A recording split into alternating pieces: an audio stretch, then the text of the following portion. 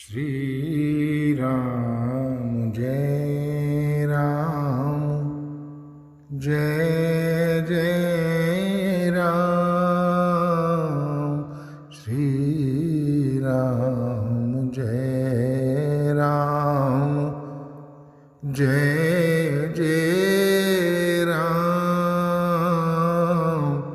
श्री राम जय राम जय जय राम। श्री राम जय राम जय जय राम। श्री राम जय राम जय जय राम। श्री राम जय राम जय जय राम। श्री राम जय राम जय जय राम। श्री राम जय राम जय जय राम। श्री राम जय राम जय जय राम। कहा हमार न सुने हूँ तब नारद के उपदेश। अब झूठ तुम्हारपन जा रे ओ कामू महेश। जा रे हूँ कामू महेश।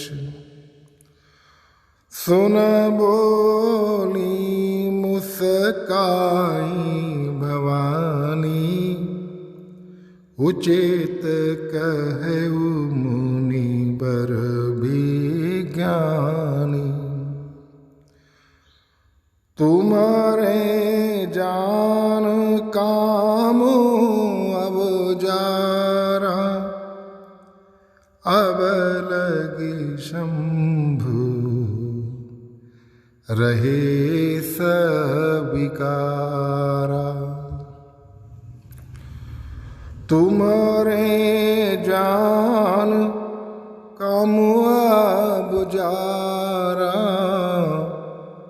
अब लगी शंभु रहे सबिकारा। हमरे जान सदा शिव जोगी।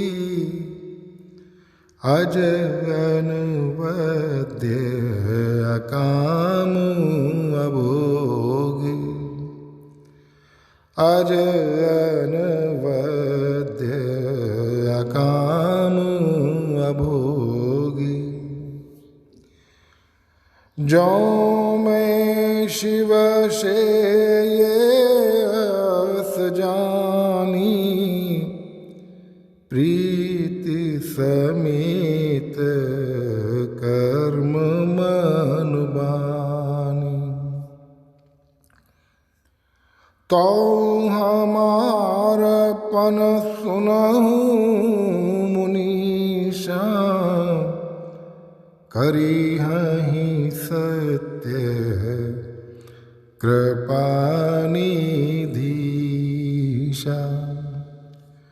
तुम जो कहा हर जारे उमारा।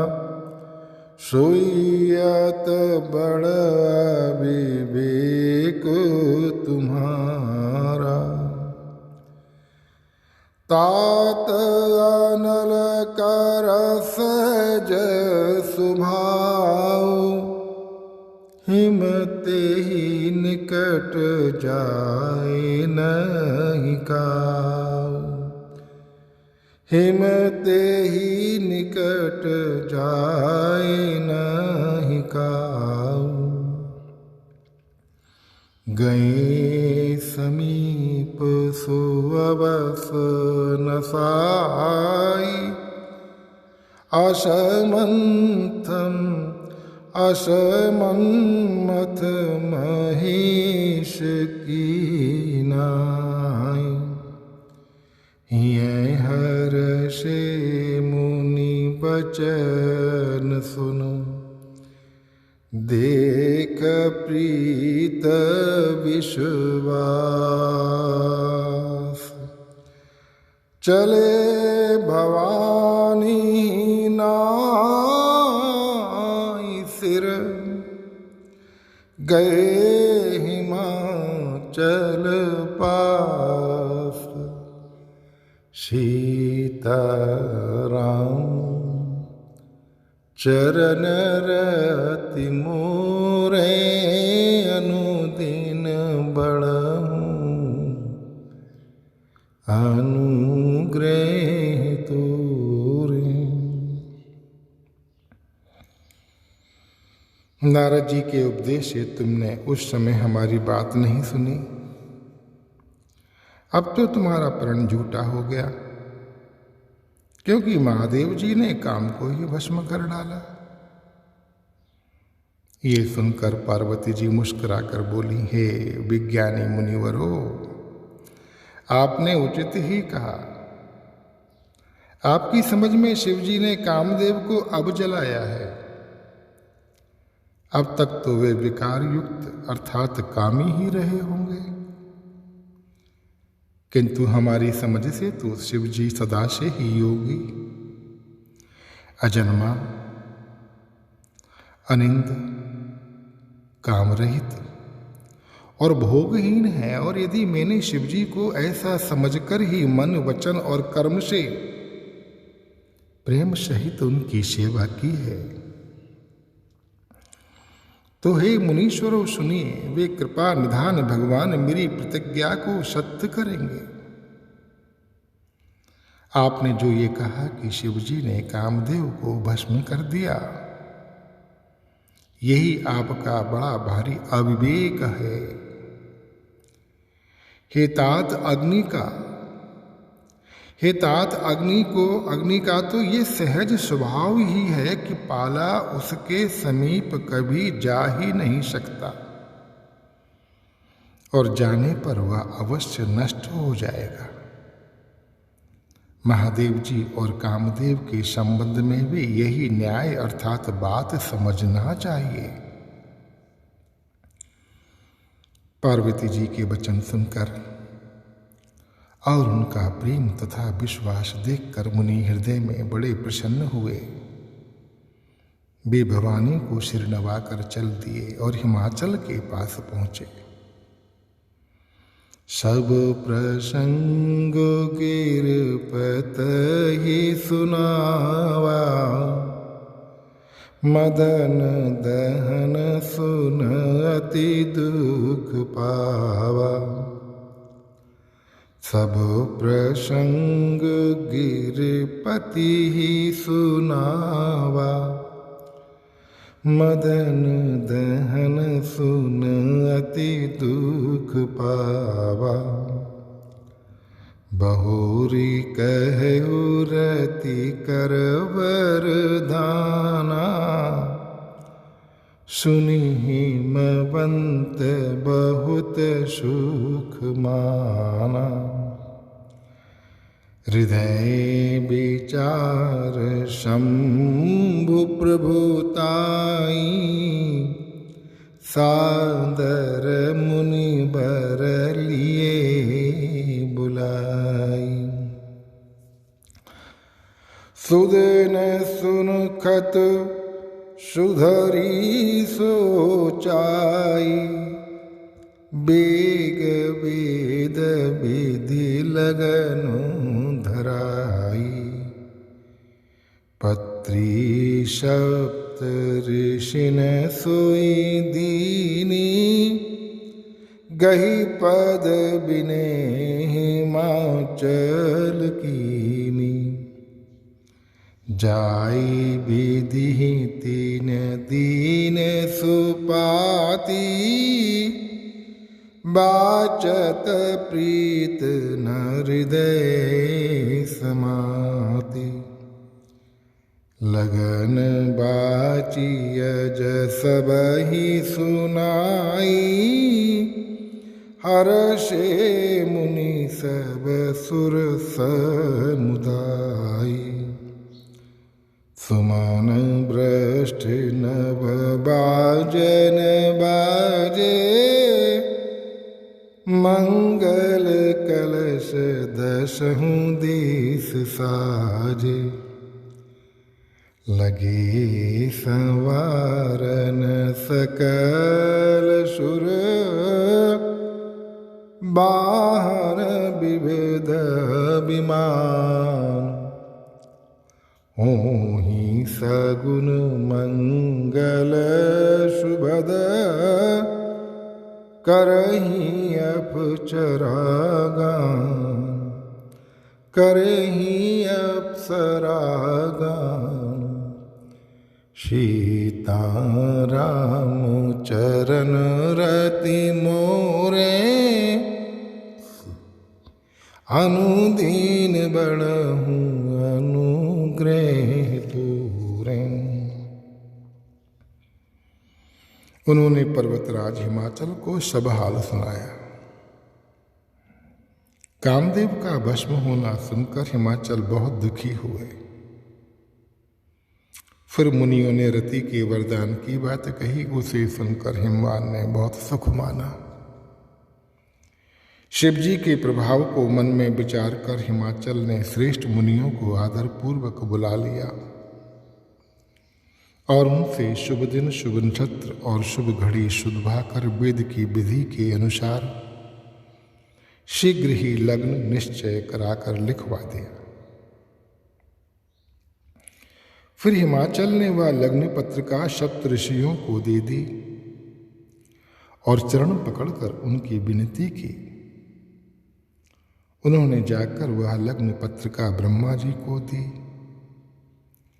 उसको पढ़ते समय उनके हृदय में प्रेम समाता न था। ब्रह्मा जी ने लग्न पढ़कर सबको सुनाया। उसे सुनकर सब मुनि और देवताओं का सारा समाज हर्षित हो गया। आकाश से फूलों की वर्षा होने लगी, बाजे बजने लगे और दशों दिशाओं में मंगल कलश सजा दिए गए। सब देवता अपने भांति भांति के वाहन और विमान सजाने लगे। कल्याणप्रद मंगल शकुन होने लगे और अप्सराएं गाने लगी। हरि शरणम, हरि शरणम। अभी हमने कुछ ही दोहे के पहले उमा माँ भवानी के भीतर मोह के प्रसंग का अध्ययन किया कि माँ भवानी को मोह हुआ और उस मोह के चलते चलते भगवान शिव के साथ में उनका अलगाव हुआ और अंतोत्गत्वा उन्हें अपने शरीर को त्यागना पड़ा और अब जाकर के वह गिरिराज हिमाचल की पुत्री पार्वती के रूप में प्रकट हुए। और अभी यहाँ पर देखिएगा कि जिन उमा को ये मोह हुआ था वही उमा जब सप्तऋषियों की इस बात पर कटाक्ष करती हैं, हालांकि सप्तऋषि सब कुछ जानने के बावजूद भवानी से थोड़ा सा हास्य करते हुए कहते हैं कि हमने तो आपसे पहले ही कहा था कि शिव का वर्ण करना ठीक नहीं है। आप देख लो, उन्होंने काम को ही भस्म कर दिया, तो अब क्या मतलब हुआ? अब क्या शादी करोगी? इसमें उन्होंने एक कटाक्ष किया कि जीवन में जो भी जीव की परिस्थिति के साथ, जगत के साथ युक्ति होती है, उसमें काम वासना अति आवश्यक है, ऐसा सबको विदित होता है, सबको भासता है, तभी वो काम करता है, कर्म करता है। उसमें कहीं ना कहीं कुछ कामना होती है, उस कामना की से जो प्रेशर आता है उसी से वो गति करता है कर्म में। लेकिन मां भवानी उन्हें क्या कहती हैं? मुस्कुरा करके, क्रोधित नहीं हुई, कोई क्षोभ नहीं हुआ ये बात सुनकर कि भगवान शिव ने काम को जरा दिया। स्पष्ट किया और उन सप्तऋषियों को जो महाज्ञानी हैं उन्हें एक कटाक्ष किया, एक व्यंग किया कि ये आपका अविवेक है। ऐसे महामुनियों के भीतर अविवेक को देखना। और वो मुस्कुरा करके, इसमें वात्सल्य ही है, क्योंकि ये जो मां भवानी लीला कर रही हैं, मोह की जो उन्होंने लीला की थी, अब इस लीला का पटापेक्ष करती हैं, पटाक्षेप करती हैं कि मैं कौन हूं इसको जान लिए ना तुम। मां भवानी ब्रह्म विद्या है, जो ब्रह्म विद्या सारे जगत के मोह को नष्ट करने में समर्थ है, सामर्थ्यवान है।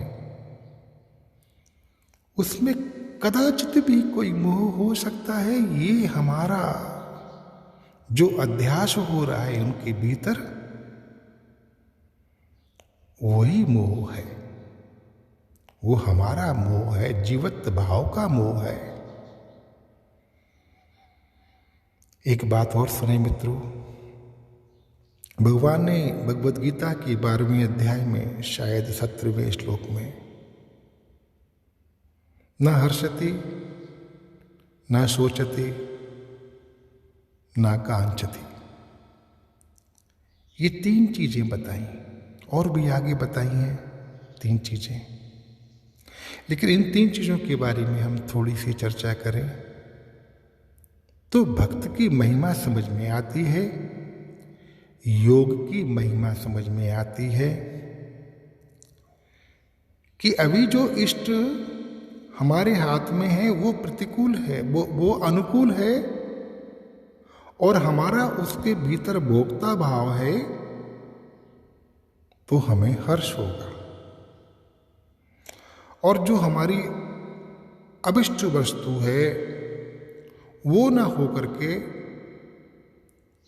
जो दोषपूर्ण वस्तु है, प्रतिकूल वस्तु है, परिस्थिति है, वो यदि हमारे हाथ में है, या ये कहें कि अविष्ट जो हमारे पास में वस्तु थी जिसका मोह था कि वो बनी रहे, वो हमारे हाथ से निकल जावे तो सोचती दुख होता है। और अभी हमारे हाथ में अभिष्ट इष्ट जो है वो है नहीं, किंतु आगे मिल जाएगा, मिलना चाहिए, उसके प्रति जो आकांक्षा होती है, कामना होती है। इन तीनों में ही भोग वृत्ति मुख्य बात है। लेकिन मां भवानी यहां बता रही हैं कि योगियों के भी योगेश्वर हैं भगवान शिव। जब भगवान शिव वो भगवान श्री कृष्ण अर्जुन के माध्यम से भगवत गीता में हम सबको ये उपदेश कर रहे हैं कि ना हम हर्ष को प्राप्त करें, ना शोक को प्राप्त करें, ना कामना को प्राप्त करें। उसके पीछे तात्पर्य ये है कि जो परिस्थिति है उसमें यदि भोक्ता भाव रहेगा और उसमें आसक्त होकर के हमें जो कर्म का अधिकार मिला हुआ, कर्मण्येवाधिकारस्ते, तो उसका दुरुपयोग होगा और हम प्रारब्ध रूपी या संचित कर्म में ही कुछ ना कुछ जोड़ने जाएंगे और जीवन पर्यंत और जीवनों की अनंत श्रृंखलाओं में जो हम जीवन जिएंगे वो उन वस्तुओं का जिएंगे जो हमारे द्वारा उस समय उद्यम के माध्यम से नहीं हो रही हैं, अपितु अनेक जन्मों पूर्व किए गए उपक्रमों के माध्यम से हो रही है। और वे जो परिस्थितियां हैं जो शुभ हैं अशुभ हैं, उसके पीछे हमारा जो उद्यम है वो तो ठीक है, लेकिन उस उद्यम में जो हमारी नीयत है, जो हमारा विवेक है, वो मुख्य है।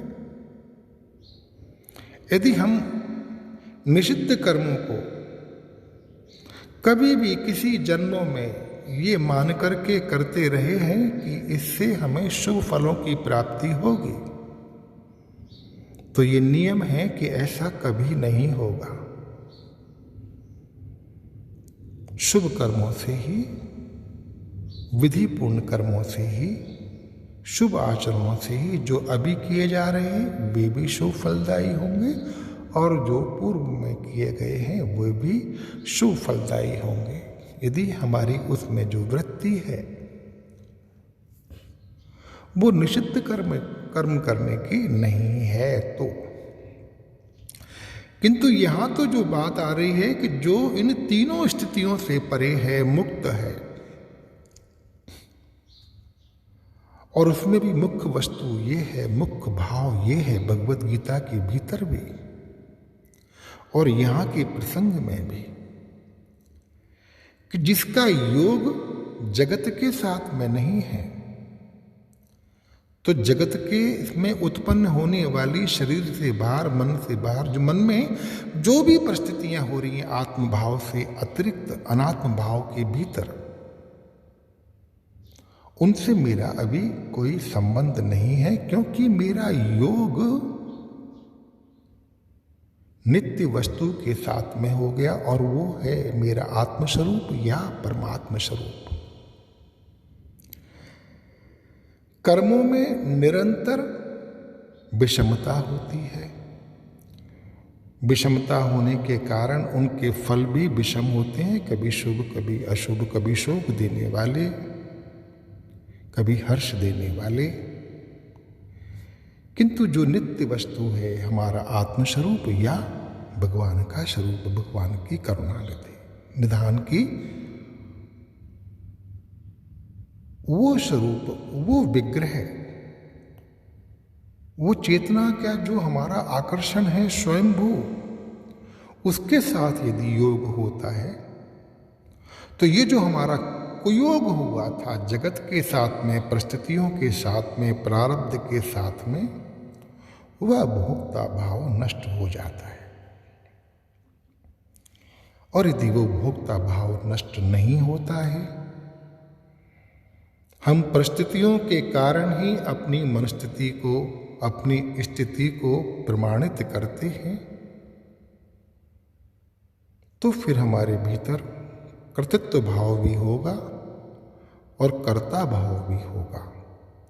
और कर्ता भाव होगा, कर्तृत्व होगा, तो फिर नए कर्म बनेंगे। तो ये जो संचित कर्मों का और प्रारब्ध कर्म का और भोग्य कर्मों का जो निरंतर प्रभाव है वह कभी नष्ट नहीं होगा।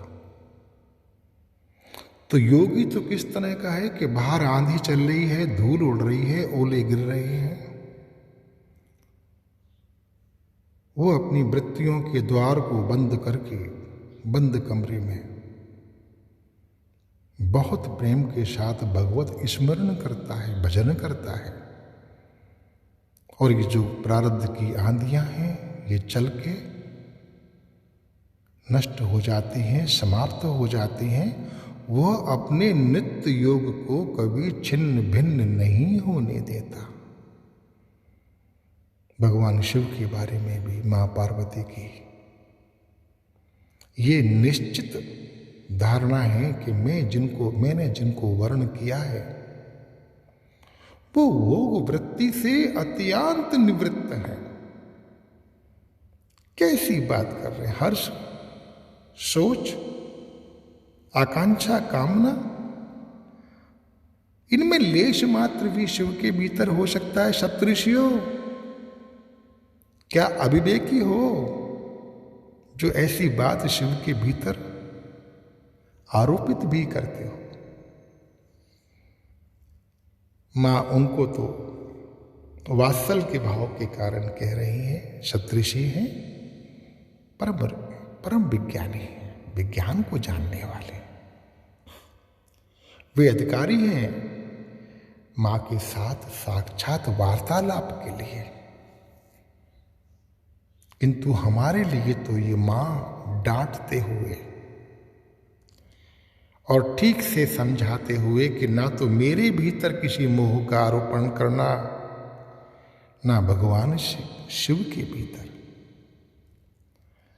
और ऐसा जो तत्वतः जो दर्शन है उसको करने से अवश्य ही हमारे भीतर जो कमल मुरझाया हुआ है, जो खिला हुआ नहीं है अभी, वो खिलने लगेगा, खिलने लगेगा। हरि शरणम, हरि शरणम, हरि शरणम, हरि शरणम, हरि शरणम, हरि शरणम, हरि शरणम।